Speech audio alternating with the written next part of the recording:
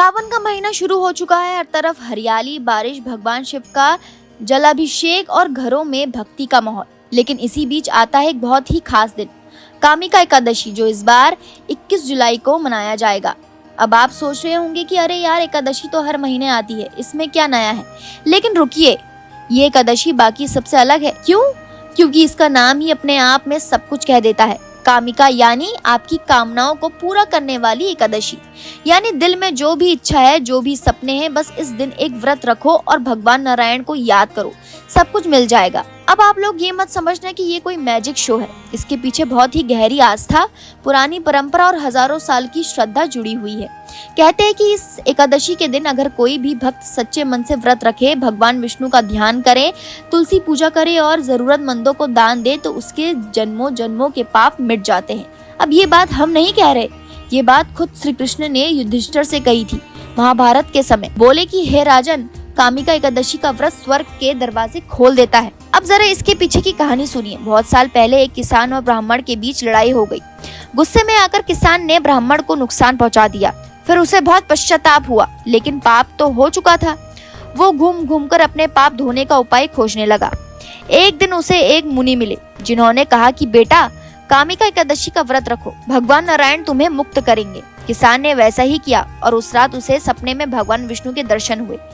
बोले, तुम्हारा पाप समाप्त, अब तुम मुक्त हो। अब बताइए, ये व्रत सिर्फ खाना छोड़ने का ही नहीं है, ये आत्मा को भी हल्का कर देता है। अब आते हैं इस व्रत की विधि पर दोस्तों। एक दिन पहले ही यानी दशमी के रात से ही तैयारी शुरू हो जाती है। सबसे पहले संकल्प लेना होता है कि मैं पूरी श्रद्धा और नियम से कामिका एकादशी का व्रत रखूंगा।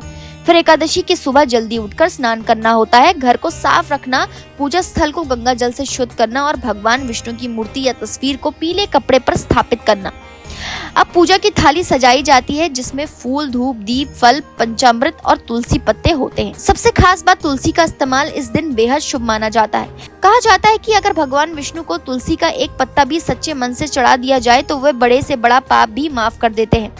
इसलिए 108 तुलसी पत्तों से भगवान को अर्पित करना और हर पत्ते के साथ ओम नमो भगवते वासुदेवाय मंत्र का जाप करना बहुत फलदायक होता है। और हाँ, ये भी ध्यान रखें कि पूजा के दौरान अन्न का सेवन बिल्कुल वर्जित होता है। फल, दूध और सिर्फ सात्विक चीजों से दिन बिताना होता है। पूरा दिन भगवान की भक्ति में लगाना है। भजन सुनिए, विष्णु सहस्त्र नाम पढ़िए और रात को जागरण कीजिए। कामिका एकादशी के दिन रात भर भगवान की कथा सुनना और भजन गाना बेहद पुण्यदायक माना जाता है। कहते हैं कि इस दिन एक एक क्षण पूजा और ध्यान में बिताने से वैसा ही फल मिलता है जैसा हजारों वर्षों तक तपस्या करके भी नहीं मिलता। अब अगले दिन यानी द्वादशी को सूर्योदय के समय ब्राह्मणों को दान देना, भोजन कराना और फिर स्वयं व्रत का पारण करना भी होता है। पारण का मतलब होता है व्रत तोड़ना, जो कि सुबह के शुभ मुहूर्त में फल या सात्विक भोजन के साथ किया जाता है। अब जरा सोचिए, एक छोटा सा व्रत, लेकिन फायदे इतने बड़े कि आप चौंक जाएंगे। इस व्रत से पाप तो मिटते ही हैं, साथ ही साथ मन में भी शांति आती है। मन तृप्त हो जाता है, मन प्रसन्न हो जाता है और भगवान नारायण की कृपा से जीवन में नई ऊर्जा आती है। और जो लोग अपने जीवन में कोई बड़ा काम शुरू करना चाहते हैं, जैसे कोई परीक्षा, नई नौकरी, शादी, संतान सुख, उसके लिए ये एकादशी वरदान साबित हो सकता है। क्योंकि इसमें सिर्फ भगवान की कृपा नहीं, बल्कि एक विश्वास है, एक भरोसा है कि जब हम सच्चे मन से किसी चीज के लिए प्रयास करते हैं और भगवान को याद करते हैं तो वो चीज हमें जरूर मिलती है। अब जरा विज्ञान की भाषा में समझे तो जब हम उपवास करते हैं तो शरीर को भी डिटॉक्स मिलता है, यानी लीवर और पाचन तंत्र को आराम मिलता है, दिमाग शांत होता है और हमारे भीतर एक नई ऊर्जा पैदा होती है। साथ ही साथ जब हम दान करते हैं तो वो भी एक सकारात्मक भावना जगाता है, जो हमारे मन को हल्का बनाता है। और तो और जब हम पूरे परिवार के साथ मिलकर भजन करते हैं, कथा सुनते हैं, तो उसमें एक खास तरह की स्पिरिचुअल वाइब्स बनती हैं, जो हमें मानसिक रूप से भी स्ट्रॉन्ग बनाती हैं। तो कुल मिलाकर कामिका एकादशी सिर्फ एक धार्मिक पर्व नहीं है, ये एक फुल पैकेज है, डिवोशन, डिटॉक्स, डोनेशन और डिवाइन कनेक्शन का। ये एक ऐसा व्रत है जो हमें हमारे भीतर झांकने का मौका देता है, अपने कर्मों को सुधारने का समय देता है और भगवान से जुड़ने का सबसे सुंदर अवसर भी देता है।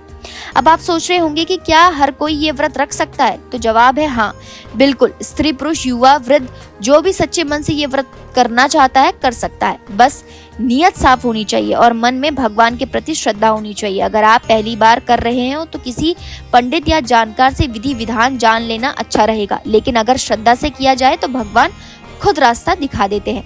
तो भाइयों और बहनों, इस सावन महीने के सबसे स्पेशल एकादशी कामिका एकादशी को बिल्कुल भी मत मिस करना। चाहे आप कितने भी व्यस्त क्यों ना हो, एक दिन आपके लिए ये जरूर काम आएगा।